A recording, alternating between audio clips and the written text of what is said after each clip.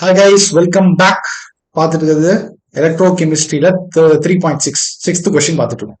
Okay, என்ன சொல்றாங்க? நான் பட்டன் செல் வைட்லி யூஸ் வாட்சஸ்ல யூஸ் பண்ற டிவைஸ்ல இதான் ரியாக்ஷன் நடக்குதாமா.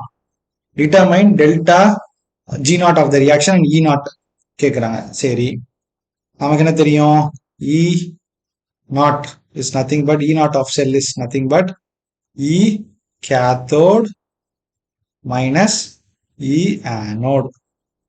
ஸோ கேத்தோட் யாரு ஆனோடான்னு கிடைக்கணும். ஜிங்க்ல இருந்து ஜிங்க் +2 மாறுது. அப்போ ரிலீஸ் எலக்ட்ரான்ஸ் ரிலீஸ் பண்ணுச்சுன்னா it is undergoing oxidation. ஆக்சிடேஷன்னா it is in anode. Simple. அப்போ ஏஜி வந்து கேத்தோடு. கரெக்டா?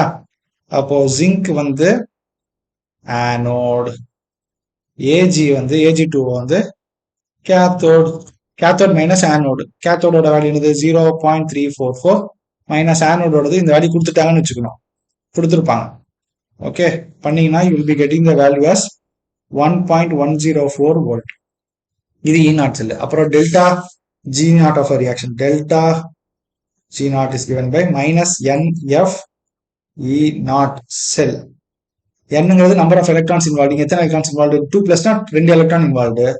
So -2 into Faraday constant 96,500 constant. கண்டுபிடிச்சதை யூஸ் பண்ண 1.104 இ நாட் செல்ல போட்டீங்கன்னா will be getting -2.13 into 2.13 into 10 power 5 joules.